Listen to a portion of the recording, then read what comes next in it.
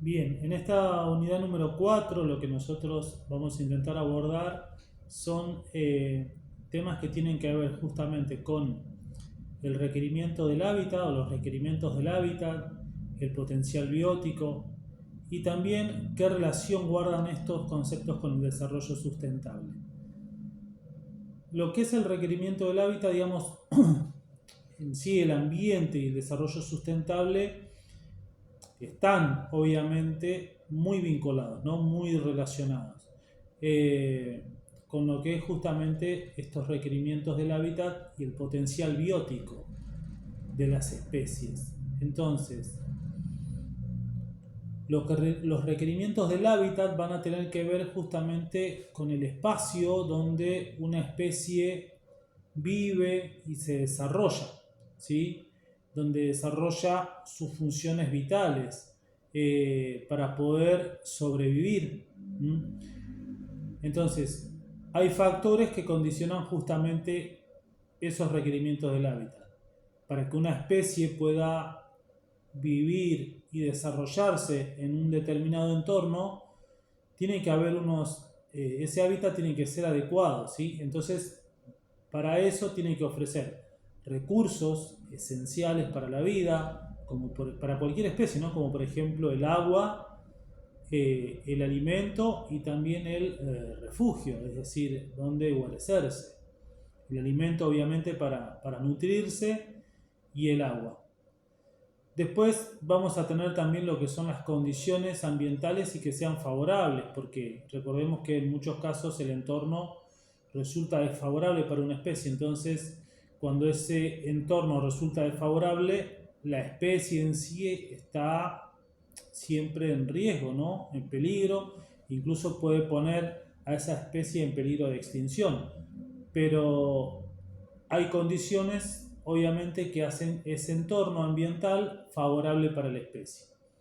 Entonces, cuando un entorno es favorable para la especie, qué factores pueden entrar en juego? Bueno, la temperatura del hábitat, o sea, del ambiente, del entorno, el porcentaje de humedad y la disponibilidad de luz, por ejemplo. Pensemos en una planta verde que necesita justamente de la luz solar para poder desarrollarse, para poder generar fotosíntesis. En un ambiente carente de luz no va a poder desarrollarse, ¿sí? Entonces, esos factores, digamos, ambientales, esas condiciones ambientales hacen justamente de que un entorno sea favorable o desfavorable para una especie. Después tenemos las interacciones ecológicas, que es justamente la relación con otras especies y ese equilibrio en el ecosistema, ¿sí? Las interacciones ecológicas hacen que una especie o tienen que ver justamente con esa interacción, esa relación que mantienen ciertas especies con otras.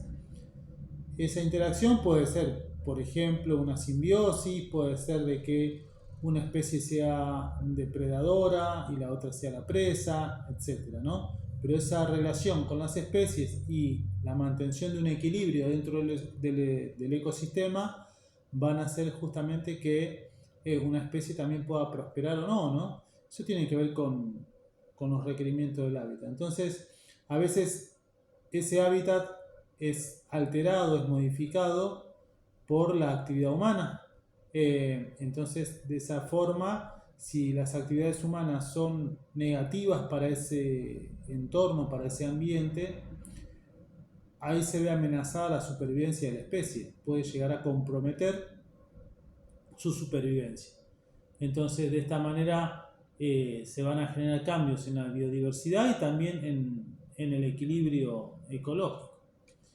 Después tenemos lo que es el concepto de potencial biótico. El potencial biótico es justamente esa capacidad máxima que puede tener o desarrollar una población para poder reproducirse en condiciones óptimas. Es decir, cuando las condiciones son favorables, son óptimas, hay un máximo potencial que puede desarrollar la especie para reproducirse, sin la influencia de restricciones externas, ¿sí? Entonces, estos factores que afectan el potencial biótico tienen que ver con, por ejemplo, la tasa de natalidad. La tasa de natalidad tiene que ver con la frecuencia y la cantidad de reproducción de una especie, de nacimientos que hay en una especie. Factores externos pueden modificar justamente esa tasa de natalidad. Cuando no hay influencia, no hay restricciones externas, esa tasa de natalidad puede alcanzar su máximo potencial. Después tenemos la disponibilidad de los recursos. ¿Qué recursos y en qué cantidad están disponibles para que la especie pueda subsistir, para que pueda reproducirse, ¿sí? Y vivir, ¿no? Y perpetuarse en el tiempo? Entonces, si hay suficiente cantidad de alimentos, si hay suficiente cantidad de agua, si hay suficiente cantidad de refugio, la población va a poder crecer. Si la cantidad de depredadores, digamos, no es tan alta, esa población va a poder crecer.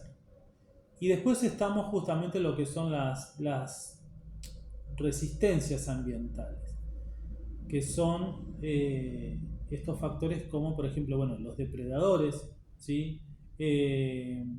Las enfermedades o la escasez de recursos también pueden limitar de forma significativa justamente el crecimiento de una población. Entonces, estos tres conceptos, estos tres pilares hacen justamente el potencial biótico, que tienen que ver con la tasa de natalidad, la disponibilidad de los recursos en el ambiente, refugio, alimento, agua, y las resistencias ambientales, aquellas cosas que provocan justamente esa limitación a que la población de una especie pueda crecer, que tienen que ver como los depredadores y las enfermedades o la escasez de recursos. Y por último tenemos lo que es justamente esa relación que existe con el desarrollo sustentable, ¿no? Para garantizar un desarrollo sustentable justamente es proteger los hábitats naturales, es decir, generar políticas ambientales que tengan que ver con la protección de los hábitats naturales o de las reservas naturales, ¿no? Para evitar justamente perder biodiversidad o la extinción de especies, para mantener el equilibrio en los ecosistemas. También otra premisa de la relación con el desarrollo sustentable en este sentido tiene que ver justamente con regular la explotación de los recursos. Cuando la explotación de los recursos está regulada bajo leyes y normas estrictas, digamos, se mantiene lo que es el equilibrio ecológico. Si en un determinado bosque, por ejemplo, se permite la tala indiscriminada, ¿sí? La explotación de la madera, del recurso de esa madera, entonces ese ecosistema se va a ver muy perjudicado, muy alterado de forma negativa, perdiendo el equilibrio ecológico, generando pérdida de biodiversidad, de especies. Por lo tanto, regular la explotación del recurso es una forma también de contribuir a la conservación de los ecosistemas. Y después también promover la restauración de los ecosistemas, porque muchas veces los ecosistemas son dañados a partir de las actividades humanas.